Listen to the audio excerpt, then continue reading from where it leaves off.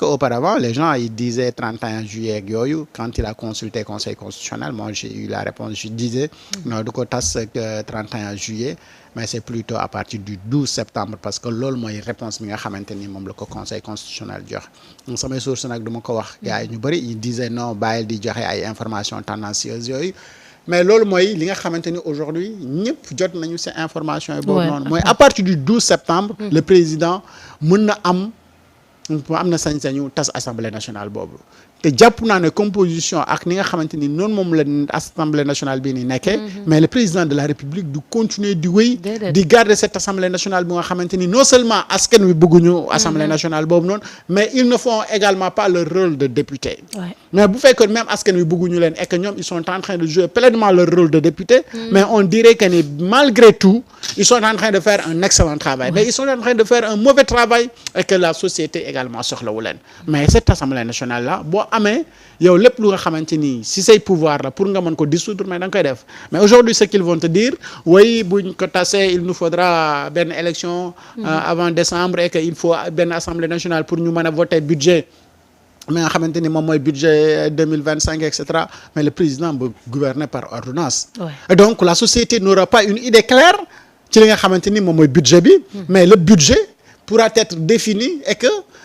mécanisme yëpp mën nañu ko teg ba nga xamante ni président dina mën a def li nga xamante ni moom lay def maintenant nag les débats d'orientation budgétaire ak yeneen yooyu askan wi mën na ko bañ a ñàkk am mais rien n'empêchera le Sénégal d'avoir son budget et de fonctionner comme ça se doit maintenant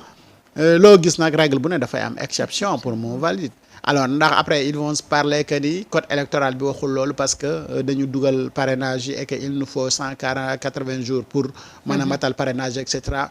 saay làmb ji ubbi na ku mën a bëre ñëwal toog amul parrainage amul dara ku mën a wóolu sa liste nga conceptionné ko ñëw teg mu wóor la ne zéro yaa ngi lay xaar mais sa waay te boo joxee caution doo ko jël doo dem dugg ci langue googu ne da ngay dem bëri ji ñi nga xamante ni ñoom ñoo wóolu seen bopp dinañu wàcc si langue googu pas besoin de parrainage suñu demee ñu valider seen liste mais ñu teg ko ci li nga xamante ni moom la war respecter parité ak yooyu ñu dem déposer mais élection yi jotee ñu dem élection ñu askan wi tànn député yi nga xamante ni ñoom la ñu soxla ñu dem à l'Assemblée nationale on aura benn assemblée bu nga xamante ni au moins composition bi cette fois-ci dinañu njort que ni dinañu teg des critères dans les partis politiques ba nga xamante ni on aura de très bons députés parce que député bu ne au-delà que tu représentes askan wi mais tu représentes également parti bi nga xamante ni moom moo la yónnee tey jàpp naa ne politique aujourd'hui niveau bi toll na fu nga xamante ni les gens ne vont jamais jouer ci profil yi nga xamante ni moom la ñu yóbbu à l'Assemblée nationale surtout recomposition ak aujourd'hui fi nga xamante ni noonu la politique toll.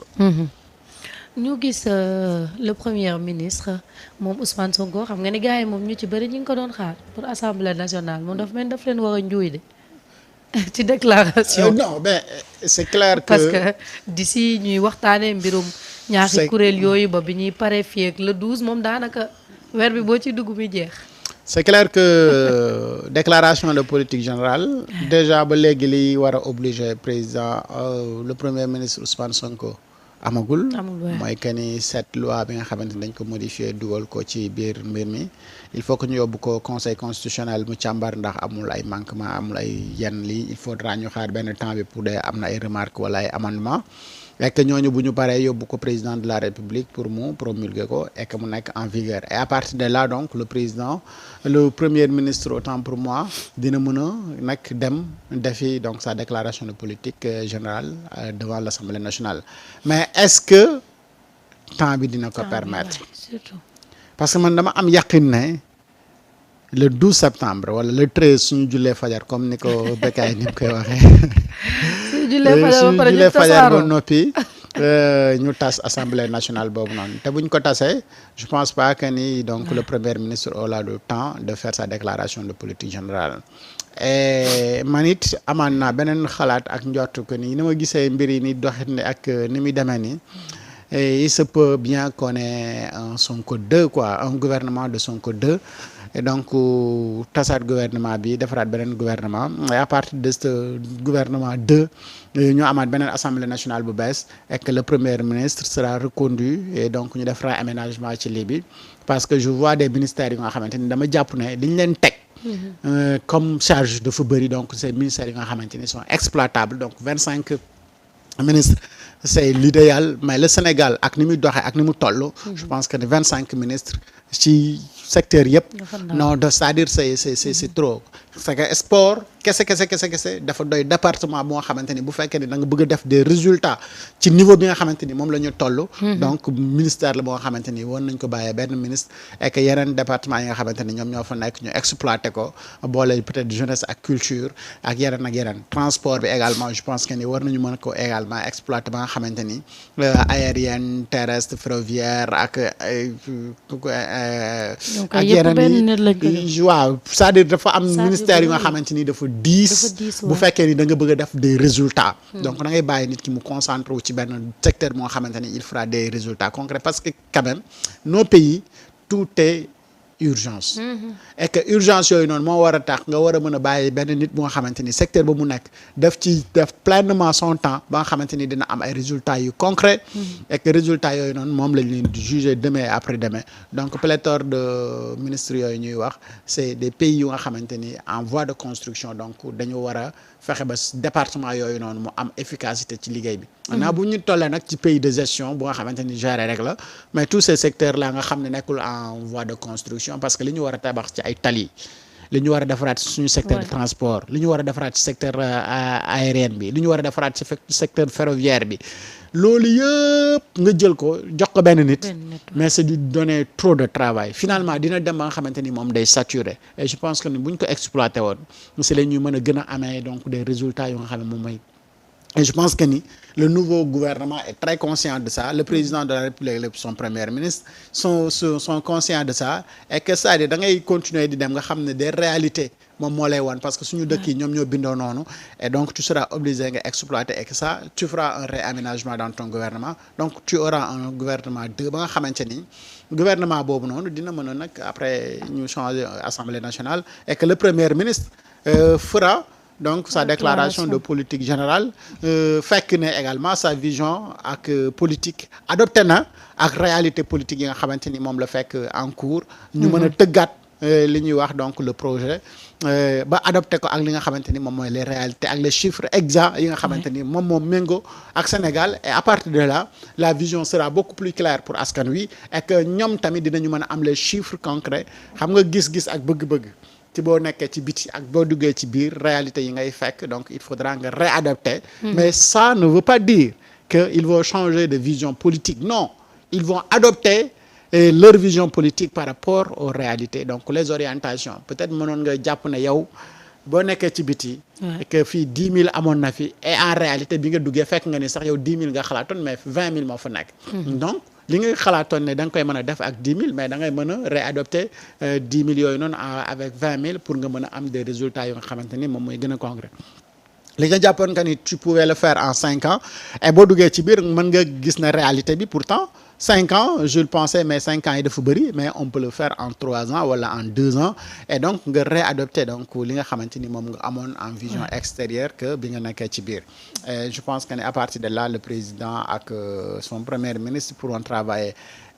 en synergie si ak les ministres ak le premier ministre ak son gouvernement pourront travailler kenn ku si nekk si département bi nga nekk ba nga xamante ni on aura une déclaration de politique générale qui va séduire donc la société sénégalaise. oui ñu des ba tey ci moom premier ministre xam nga ni ki démb moo doon présider conseil interministériel bi moom nag li ko gën a tiital moo di facture état bi 71 milliards parce que jàpp na ni nit ñi comportement yi ñuy amee ca bureau ba ak comportement yi ñuy amee seen biir kër du benn parce que mu nee na mënuñu nekk ci bureau boo xam ne lépp ñu fa machine à café yeneen ak yeneen am na yoo xam ne sax daanaka yàq lañ ko mën a tuddee ci loo xam ne état boo xam ne fi mu ne nii réew mi dafa toll ci jamono joo xamante ne dafa metti ba pare ñu bëgg ci teg yenn dépenses yi aussi 71 milliards ci électricité ci état moom vraiment loolu moom tiital na ko moom waaw maara DMC mais ça c'est le comportement du Sénégalais ouais gis nga Sénégalais bu lépp accessible ci moom da koy yàq day yàq sama bureau bi sax yenn saa yi facture bi daf may jaaxal de facture bi ak sama facture kër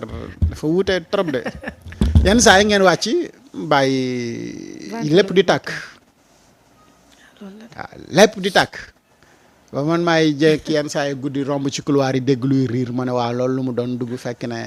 ay appareils yu ñu taal la fii lampe yu ñu taal fële gauche droite zéro économie parce que génnewul seen poche. Et ces comportements que nous avons dans nos bureaux dans yenn affaires yi c'est des comportements qu'on doit revoir. Et je pense aujourd'hui dans chaque département war nañu xoolaat la gestion de l'électricité de l'eau de nangam sangam ba nga xamante ni département bu ne selon ce budget on te permettra yow yaay fay yenn yi et que bu ñu demee ba nga xamante ni dans ton budget et tout tu dois payer l'électricité tout le fonctionnement des bâtiments yi nga xamante ni moom ngay gérer je pense que ni boobaa dinañ gën a mën a yaxanal ba kenn ku si nekk si département bi nga nekk da nga veiller à ce que yenn yi yàq boobu noonu demee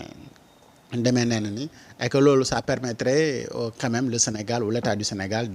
d'économiser yenn yi mais ce qu'on gaspille en termes d'électricité en termes d'eau en termes de carburant en termes de téléphone en termes de paiement rapido ak yeneen privilèges yu nga xamante ni vraiment c'est inutile yooyu quand même le gouvernement doit encore revoir tout cela ba nga xamante ni parce que je vois yenn nit yi nga xamante ni ci yenn ñuy dund yi parfois tu les vois dans leur bureau faire des choses yu nga xamante ni en réalité c'est pas pour le Sénégal c'est pour leur propre compte et tant que demuñu ci ma xamee ne lii waruma ko defee sama bureau dama ko war a defee sama kër wala sama li nga xamante ni loolu man maa ko moom et que bàyyi alalu askan wi mais après ñu ngi